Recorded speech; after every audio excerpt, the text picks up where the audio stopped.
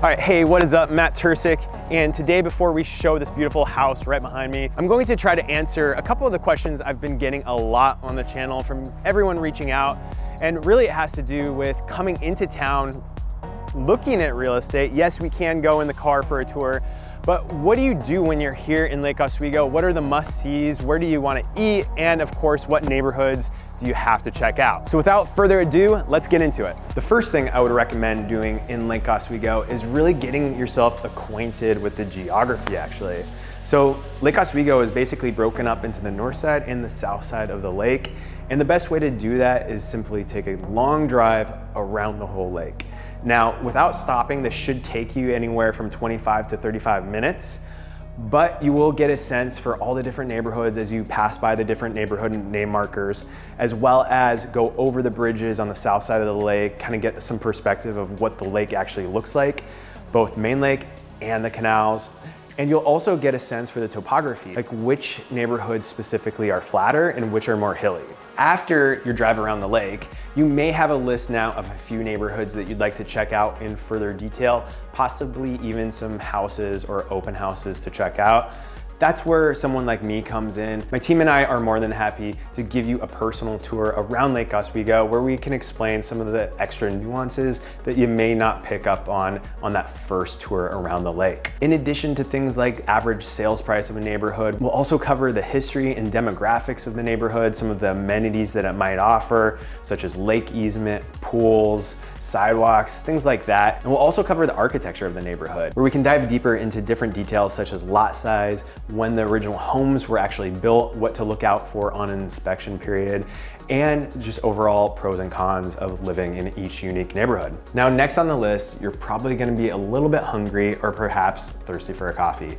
Here's where I would recommend stopping in one of the many different cafes around Lake Oswego or some of the great restaurants. In recent years, Lake Oswego's food scene has gotten a lot better. We've seen a huge influx of many of the popular restaurants from downtown Portland and the east side actually opening up second, third locations in Lake Oswego as more and more people are moving to Lake Oswego. Personally, I'd recommend going and getting bamboo sushi in the Lake Oswego Village, or perhaps grabbing a coffee at Lola's along with some breakfast fare. You can't go wrong with either, and you will be walking around some of the best parts of Lake Oswego in terms of location-wise and exploring that downtown area. All right, so boom, we are on the other side of town now, everyone, in Lake Oswego's Lake Grove, right along Boone's Ferry. They actually did a massive redevelopment of this whole corridor in the last few years, so it completely revitalized the area, and we are now standing in the newest, basically shopping center, apartment kind of complex, Mercado Grove. So a lot of good restaurants here, including Oven and Shaker, Grassa, Lardo. Great place to stop for lunch on the other side of town. And even I'd highly suggest checking out the apartments, because oftentimes when you're moving from out of town, because of the low inventory environment here in the housing market, it might actually be good choice to rent for a short term period, get the lay of the land, and be boots on the ground, ready to go once the right house actually pops up locally here in Lake Oswego. But besides Mercado Grove here, if you go up and down Boone's Ferry, you're going to find a number of different restaurant options, including classics like Ricardo's, or one of my personal favorites, Jefe. Great spot to stop in for margaritas. Another benefit of this side of the town is you are a little bit closer to the freeways, and the real estate is actually a little bit more affordable over here. So definitely worth checking out this area. Yeah, and shifting gears now from food and beverage, we are driving through the parking lot of Lake Oswego High School. This is where I went to high school many, many years ago. It was a great education experience, and honestly, it's probably one of the primary reasons many people are moving to Lake Oswego. So one of the first decisions I try to coach my personal clients through when moving to Lake Oswego is, are you going to be aligning with the south side of the lake in terms of that school system feeding up to Lake Ridge, or on the north side of the lake, you will be in like Lake Oswego Junior High, Lake Oswego Senior High, and all the corresponding elementary schools. So that's probably the first main decision you have to make. And I would suggest driving around the school campuses to get a feel.